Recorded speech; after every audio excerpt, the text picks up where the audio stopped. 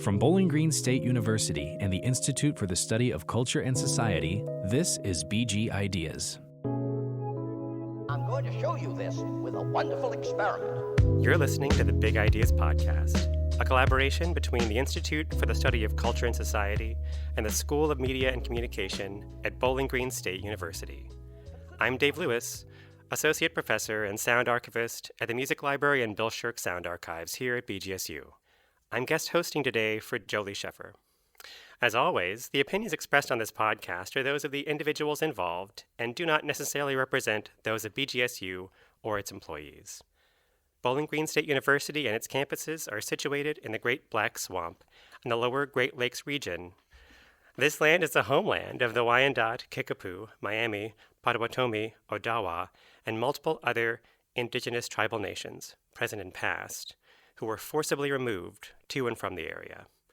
We recognize these historical and contemporary ties in our efforts towards decolonizing history, and we thank the indigenous individuals and communities who have been living and working on this land from time immemorial. On this episode, we explore the intersection of music, identity, and activism, and we're joined by Frank Waln and Dr. Katherine Meizel.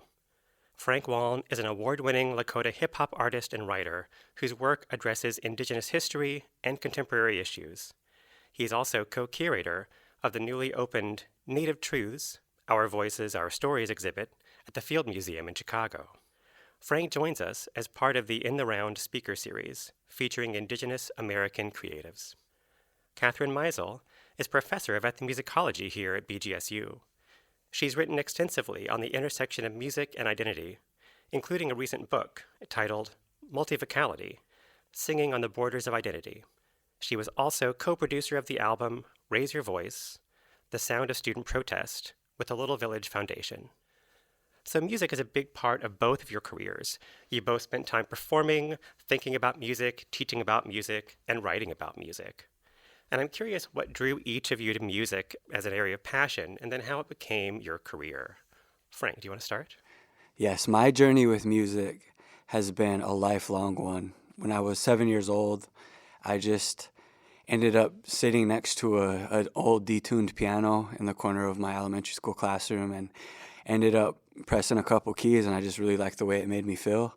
And I just felt this intense this pull to play music, to create music. And the more I learned, the more instruments I picked up, I realized that I was born to play music. And I truly believe, some of us are born for music, some of us are born for other forms of expression.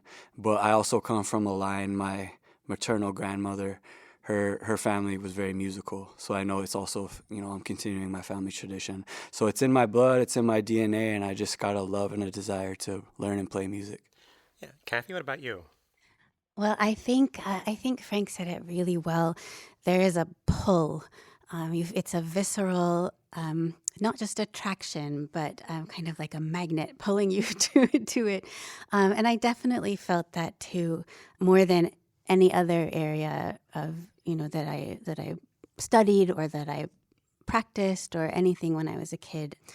I just really loved music, and I also was a little bit of a shy kid, like a little bit of social anxiety, and playing music with other people is a really good way to make social connections when it's not that easy for you in other parts of your life.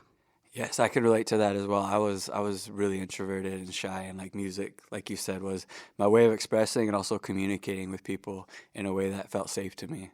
Yeah, I mean, that's the thing about music, right, is it's always a social activity. Even if you're alone in your room listening to music, there's some kind of connection that's being made. Yes, you're connecting to even just if it's just you and the other artist. They put themselves in that song, and it's still a social thing even from afar. I agree.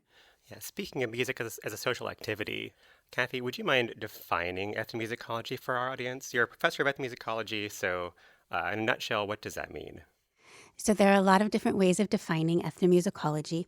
My favorite is the study of music in human life, or my second favorite is the study of people making music. So it focuses on people. Yeah, thanks. So you both talked about how you got into music. So what are you doing right now? What are some current projects or future projects that are really exciting for you that you're excited about that you want to share with our listeners? Yes, for sure. I am always working on, I feel like I always have like 7 albums in my head and trying to see which one ends up getting finished first.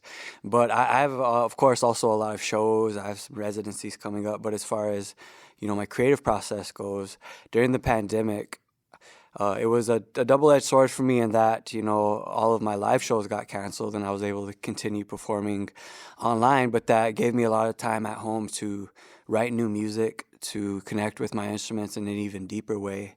And I ended up writing a ton of songs, multiple albums worth of songs on my acoustic bass. And last spring, I started performing those songs live, and I had some very, very respectable guitarists, singer-songwriters who I know tell me that I play the bass like it's a guitar, the way I phrase my lines and just the way I use the instrument to fill up space. And so I realized that I had a unique style of playing, and these songs that I wrote in that style are kind of its own genre. So I'm really excited about recording those and releasing some albums and also further defining a new genre for me that's rooted in indigeneity and indigenous forms of expression.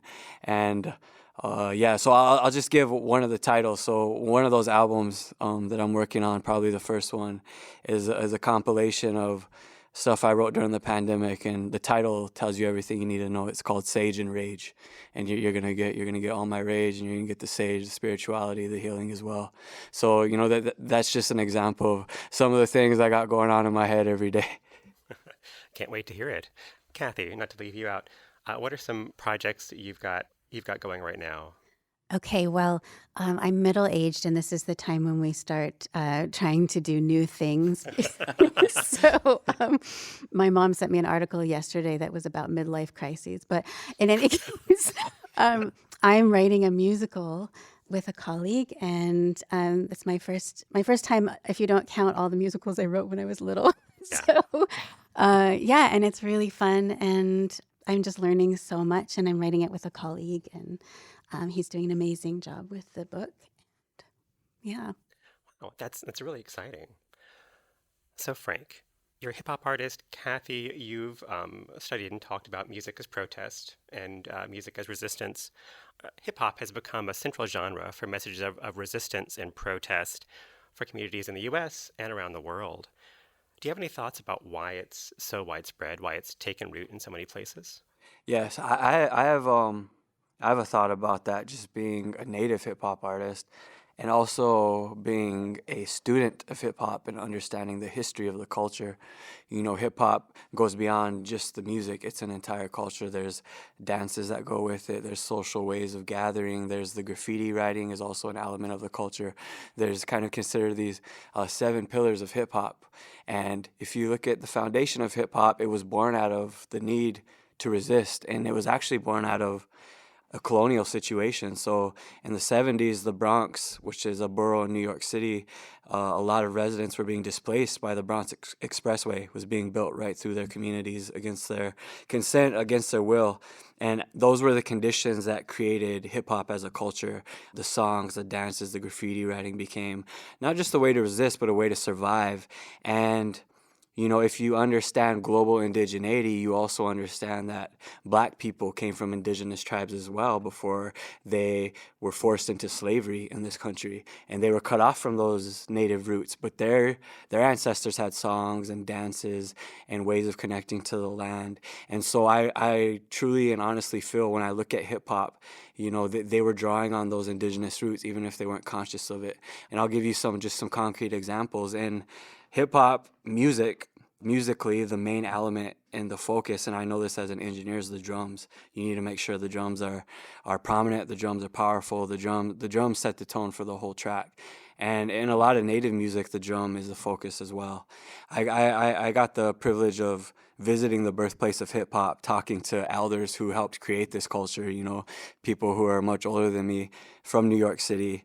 And one of the elements I learned about is the cipher, which means everyone gathers in a circle. They circle up and someone starts to beat, either beatboxing or if you have an instrument. And one by one, you go around the circle, you go around the cipher, and whether you dance, you play an instrument, you sing, you rap, everyone contributes and adds something to the song, to the circle. And if you look at any native social gathering, whether it's powwow or ceremony, that's what we do. We get in a circle, and through song and dance and instruments, we connect and we share energy together. So for me, as a native person, I think, and also globally, feel like that's why hip hop resonates with so many communities, because indigeneity is a global concept and it has so many elements that feel familiar to people, even if they're not conscious of it or thinking about it. And also hip hop just being an art form, for me anyway, like, I didn't have a lot of money, and my community is very poverty stricken, and I didn't have the money or the resources to put a band together, buy a drum set, buy a guitar, buy an amp, but I could buy a drum machine at a pawn shop for $80 and teach myself to make beats and write songs with that. So it also comes down to resources too, I think. Yeah, thanks. And Kathy, you've done research on music and activism in different contexts. Have you found that certain kinds of music or certain ways of using music are more useful in activist or consciousness-raising projects? I think it depends on what the project is. I did want to say, I think one of the reasons why hip hop is so widespread as a music of resistance is that it's an intellectual and artistic movement that came from people who are most often not allowed access to the spaces that are designated intellectual and artistic. But it is, there are many ways to be intellectual besides being a professor at a university. And, and that really resonates around the world, because really the majority of the world is kept from spaces that are considered valuable, right, by the people who are in power. So there's that, and there's also the fact that one of the most important things about hip hop has always been the power of the word, real power, not just power that we assign to it, but right, it's powerful to speak, and to speak things that you're not allowed to speak in other spaces. And hip hop has so many words, right? It allows this kind of expression that many other musical genres don't. Like, you can get a lot of information into a hip hop track, right? There's a lot you can express. So I do think hip hop is certainly one of the primary genres that's being used in resistance now all over the world. There are others as well, of course, but I think that is especially prominent among people who feel that they're not heard in other spaces or not allowed to be heard. Given that, there's also, the young songwriters that I worked with on the album, I asked them the same kind of question. I asked them, why do you think music is so important as an activist tool? And the answer that I got most frequently was, well, when it's set to music, you remember the words, right? You remember the message in a way that you don't necessarily if somebody is just speaking, right? If you go to see someone give a speech, you might remember the general message, but you probably won't remember the words, and they won't stick in your head. But if you hear a song, you've got that message in your head repeating and repeating all day, or all week or all month. And so music offers something that other ways of activism doesn't quite get at, maybe. Yeah, thanks. You mentioned the album. Could you give the listeners a little bit of a backstory about that? How did that album start, and what was the gist of it for folks who haven't heard it? Sure. Well, so as somebody who teaches popular music, I like to try to keep up with what's going on in terms of how we use music in our everyday lives. And so, I make sure to try to keep up with the news and see what music is going on in communities around us. And in 2018, Gen X students who were in high school, and a few who were in college as well, but especially high school students, led a movement toward reform in gun use, or firearm use in the United States. And it was very powerful. It was very powerful to see as somebody who's a Gen X. And these are students who, they were writing their own speeches, they were writing their own music, they were performing their music in front of thousands of people, and they're 15, 16, 17-year-olds. And this was just so striking. And so I started just writing down or just copying links, to everything I could find on social media, performances by these young people, and I thought I would just use it in my classes. And I happened to say something on social media, or I said, I hope that somebody documents this work and, keeps it in recording. And a friend said, "Oh, I know somebody who would do that." So she introduced me to Jim Pugh, who is the head of Little Village Foundation, and they're a label. What their goal is to produce albums for artists who are marginalized out of the mainstream music industry. At no cost to the artist. So everything is taken care of by Little Village Foundation. And they do really amazing work. And Jim was interested, and we set up this whole plan, and we went around the country and recorded different students. And I got to talk with them and interview them.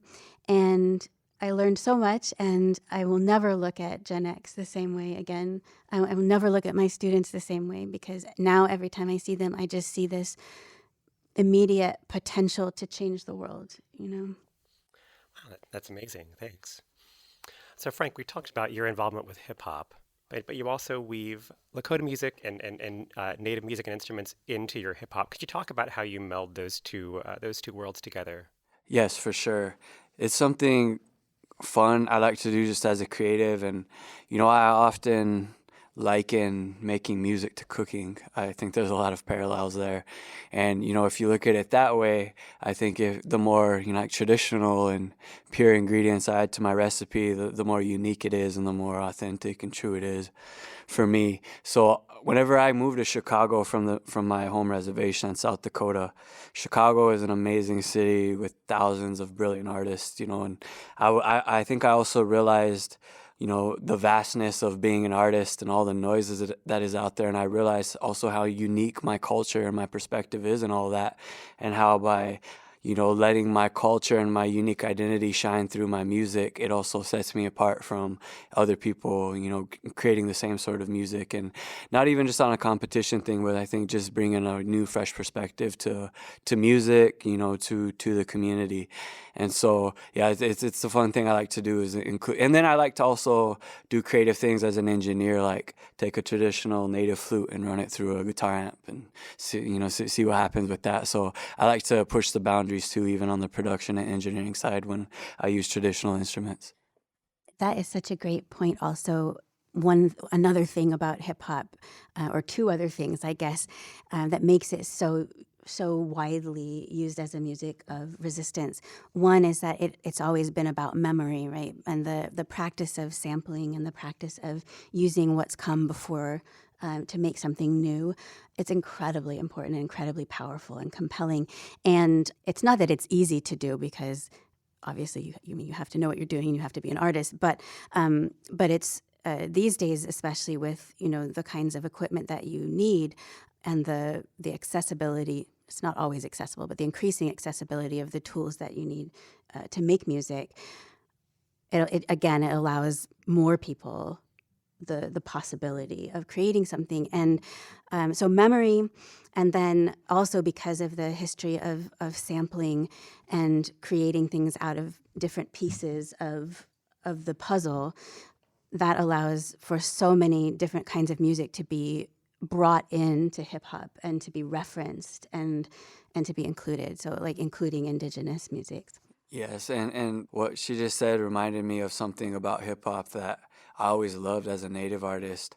Was when it comes to the music, there's like she said, there's a tradition there, but really the rules are very, the lines are blurred, and you can bring to it whatever you want, and as long as it feels right, it sounds cool, and it rocks, then it works. At least when it comes to hip hop, and I think that gave me a space to also explore what being an indigenous artist means. Great, thanks. And with that, I think we're going to take a break. Thank you for listening to Big Ideas Podcast. Question. Answer. Discussion. If you are passionate about big ideas, consider sponsoring this program. To have your name or organization mentioned here, please contact us at ics@bgsu.edu. Welcome back to the Big Ideas Podcast. Today I'm talking with Frank Waln and Katherine Meizel about music, activism, and identity. So Kathy, you've already spoken some about the album that you were involved with, Raise Your Voice, The Sound of Student Protest. Could you talk a little bit about what came after? You talked about how it affected your own perceptions of your students and sort of your own worldview. But what are some other outgrowths of that album? What kind of impacts did you see it have? I think maybe the biggest impact that I saw right away was the students who met each other. Several of them performed at the Hardly Strictly Bluegrass Festival in San Francisco, and so they were all together. But when they met each other, there were just instant connections, and they were young people who shared passions and causes and experiences, sometimes really terrible experiences.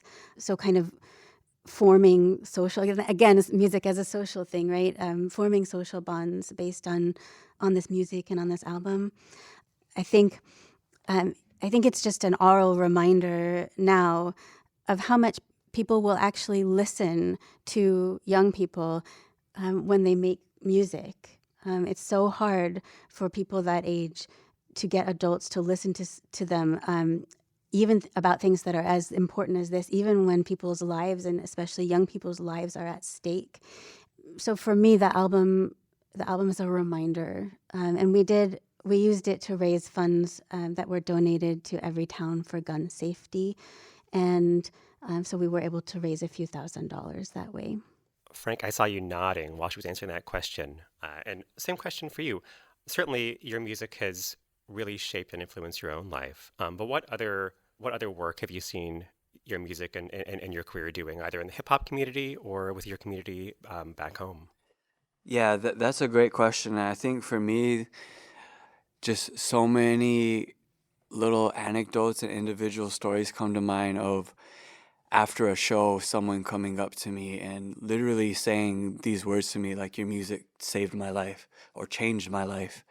And not just Native people, non-Native people being like, your music opened up my eyes to a whole other side of the world and allowed me to start, learning about this whole other side of history I wasn't even aware of.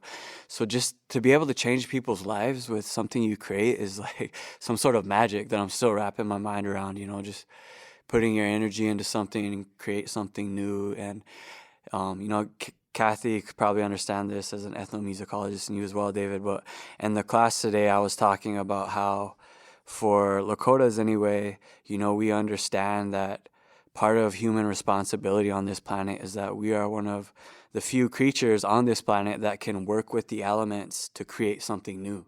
Whether an obvious example be cooking, fire, metalsmithing, music is an example.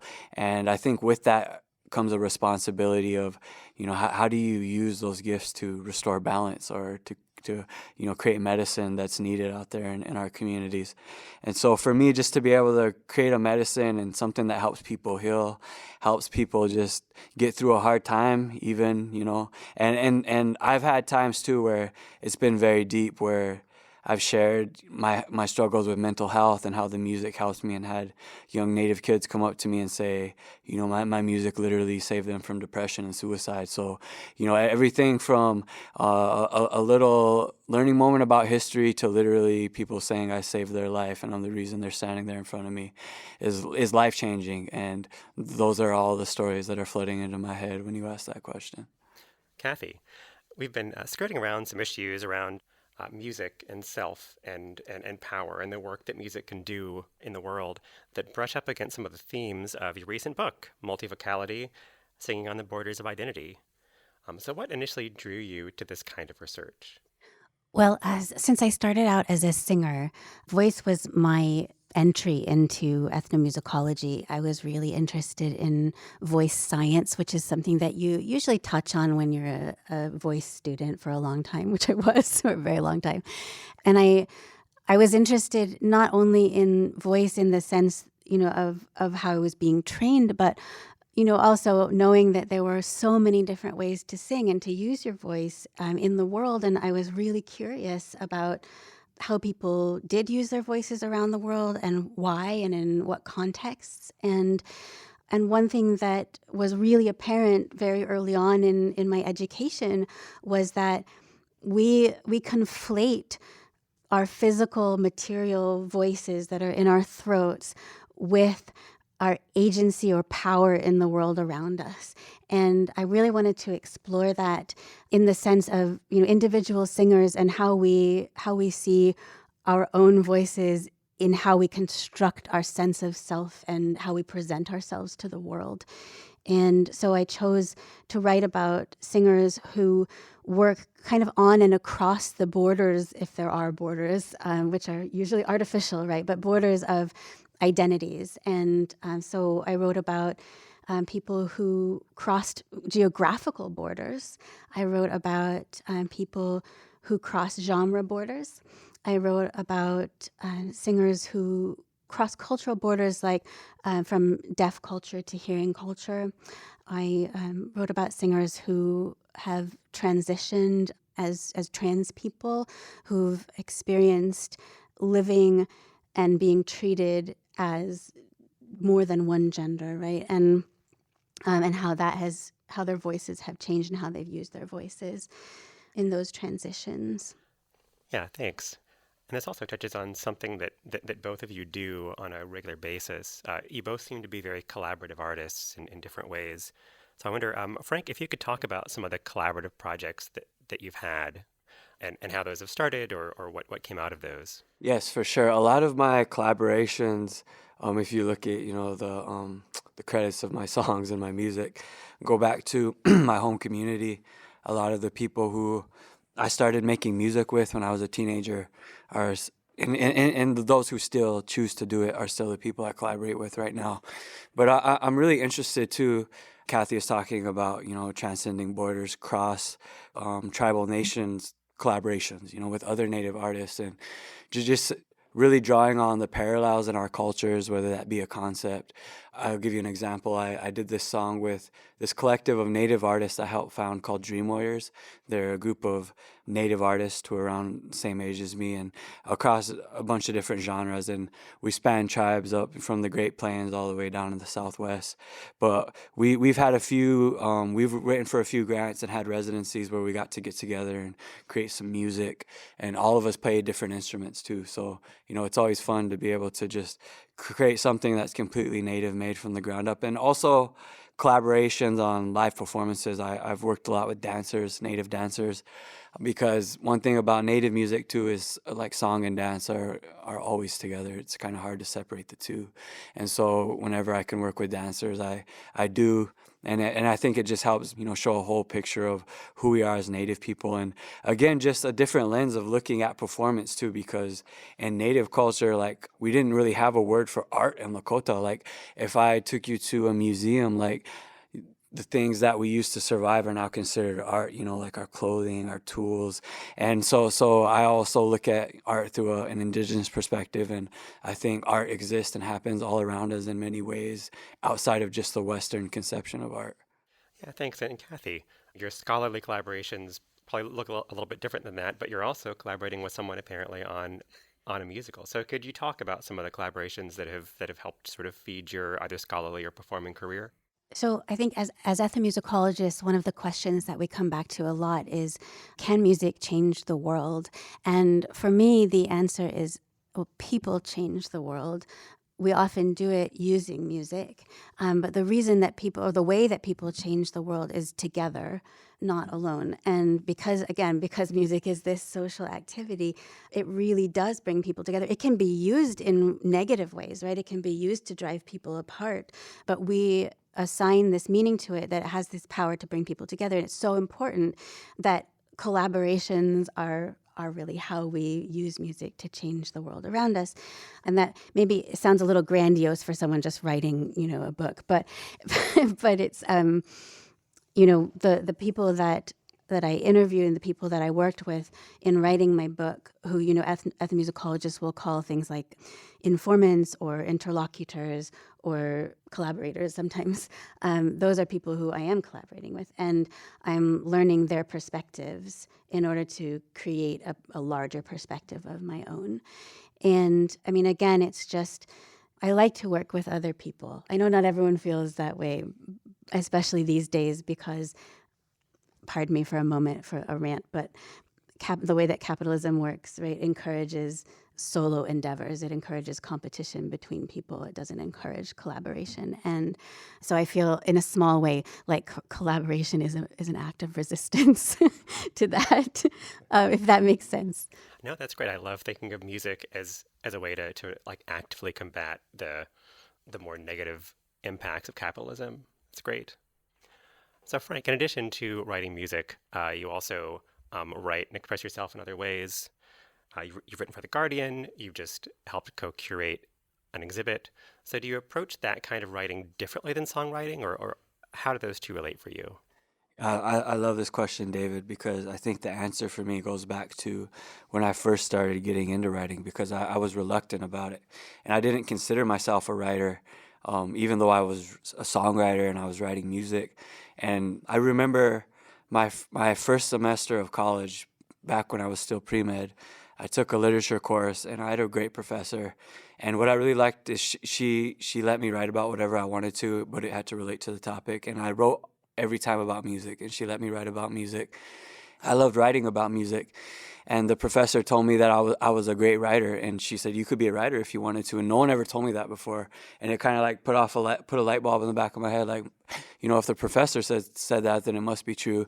Fast forward to, I was establishing a career as a music artist, and one of my first writing gigs was actually for The Guardian. They reached out and they wanted me to write about Thanksgiving. And I remember I was working with my manager at the time, who's a Native woman, and she's a writer. And I was talking it out with her, and I was like, I don't know if I want to do this, because I don't really consider myself a writer. Like, you got your MFA in writing. Like, I didn't even ever study writing. But she said, people want to hear you write the same way they want to hear you speak. And I realized I'll just write the way I talk. And so I started doing that, and then it ended up working.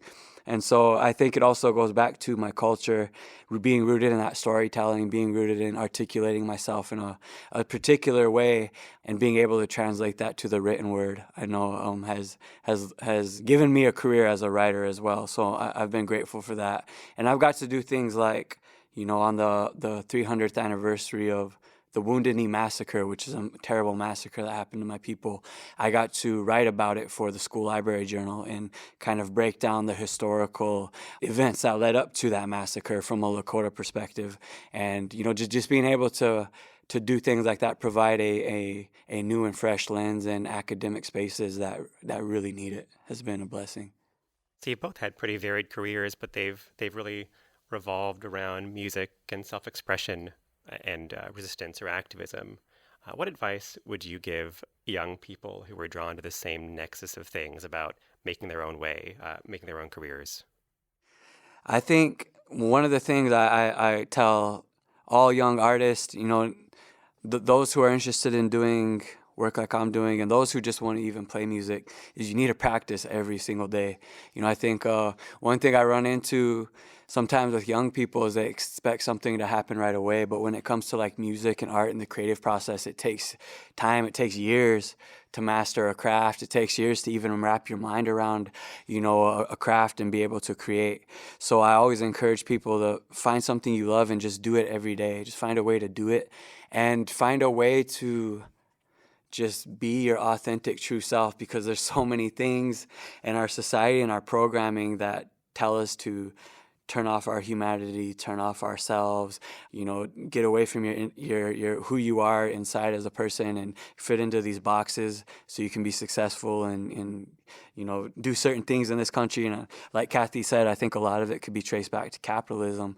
But I encourage people to, again, and I think an act of resistance against that is to just be your true authentic self and just find a way to heal yourself through your art. And I always tell people that when you heal yourself, you heal others too, even in ways that you won't know until you get there. Yeah, that's really wonderfully put. And I think I would just add, with music, music is right now, as a career, maybe it's always been, but it's pretty devalued. And in schools, we have a pretty strong lack of music just in public schools in the country. In higher education, the focus has been on STEM, and there's nothing wrong with that. But I do think there's something wrong with denying how important the arts are to people's well-being. And if you love music, if it's a part of who you are, you should find a way to do it, whether or not it's how you make money, right? You can make money in any way that you choose. But if you love it, don't let it go, right? Make it a part of your life in some way. If it means playing in a band on your off time, or if it means sitting at your computer and writing, making beats every day, like Frank said, every day is really good advice. Or even just on the days that you can, don't let it go, because I think it is absolutely essential to who we are, all of us as individuals. And even if you're not a creative person, listening to music and supporting music, can be really powerful. Great. Well, thank you all so much. Thank you for being with us today. Listeners can keep up with ICS's happenings by following us on Twitter and Instagram at ICSBGSU and on our Facebook page. You can listen to Big Ideas wherever you find your favorite podcasts. Please help us by subscribing and rating us on your preferred platform. For more information or to suggest an episode, visit www.bgsu/bgideas. Sound engineering for this episode was provided by Marco Mendoza, with audio editing by Deanna McKeegan and Marco Mendoza. Research assistance and writing were provided by Ellie Dapkus, with editing by Joe Elia.